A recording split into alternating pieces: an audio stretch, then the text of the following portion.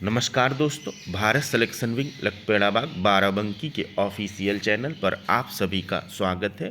Dictation Ramdhari Gupta, खंड 1, प्रतिलेखन संख्या 1, स्पीड 80। स्टार्ट होगा 5 सेकंड बाद।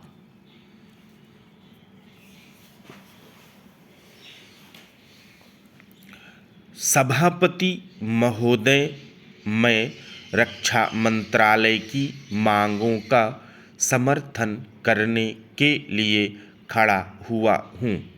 वर्तमान घटनाओं से पता चलता है कि संसार का हर देश अपनी सुरक्षा के बारे में चिंतित है और उसके लिए हर प्रयत्न कर रहा है।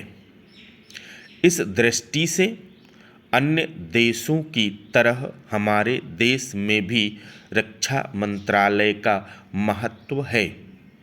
मुझे इस बात की खुशी है कि जहां अन्य मंत्रालयों की उनके पिछले साल के कामों के बारे में आलोचना हुई है, वहां इस मंत्रालय की कम आलोचना हुई है।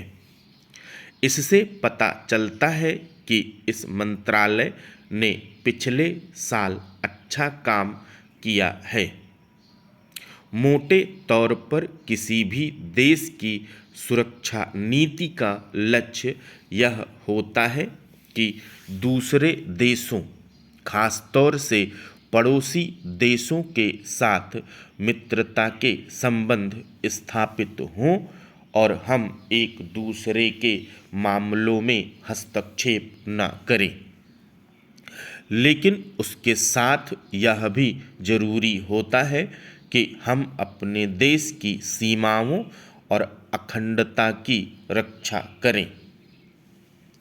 इसलिए हमारे देश का यह कर्तव्य हो जाता है कि हम अपने पड़ोसियों के कार्यों पर पूरी नज़र रखें, क्योंकि आज तक हमारे देश पर जो संकट आए वे हमारे पड़ोसियों से आए हैं।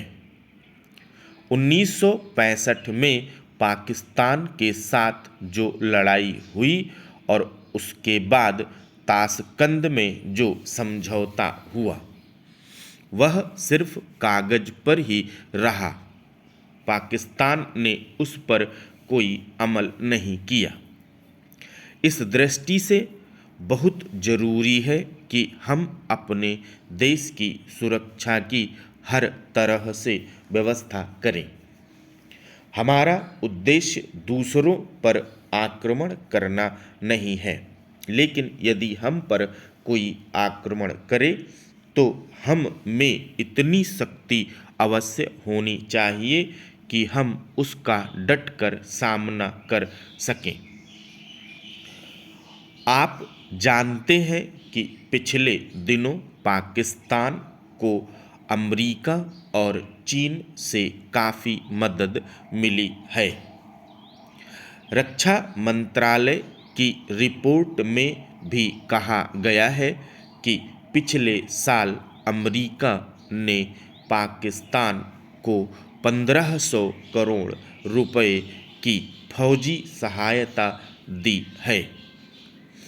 आज जहां हम फौजी सामान के लिए अपने कारखानों की मदद से अपनी शक्ति बढ़ाने का प्रयत्न कर रहे हैं, वहां पाकिस्तान संसार के देशों से फौजी सामान खरीद रहा है। अपनी नीति के कारण वह सब देशों से लाभ उठा रहा है। मेरा सुझाव है कि हमको भी अपनी शक्ति बढ़ाने के लिए संसार के अन्य देशों से अधिक फौजी सामान खरीदना चाहिए। आज तिब्बत की सीमा पर चीन की 1.5 लाख फौज खड़ी है। सभापति महोदय, प्रतिदिन छोटी मोटी झड़पें होती रहती हैं। हमारी फौजें बड़े उत्साह से उनके मुकाबले में खड़ी हैं। उनके हौसले बहुत ऊंचे हैं, लेकिन हमारी सरकार का भी यह कर्तव्य है कि उनके हौसले को कभी गिरने ना दें। उन्हें हर तरह की सुविधा प्रदान की जाए, जिससे उनका आत्मविश्वास बढ़े। मैं मंत्री महोदय से अनुरोध करूंगा कि सरकार अपनी नीतियों के प्रचार का काम ठीक प्रकार से अपनी फौजों से करे। उनको अच्छे अच्छे हथियार दे।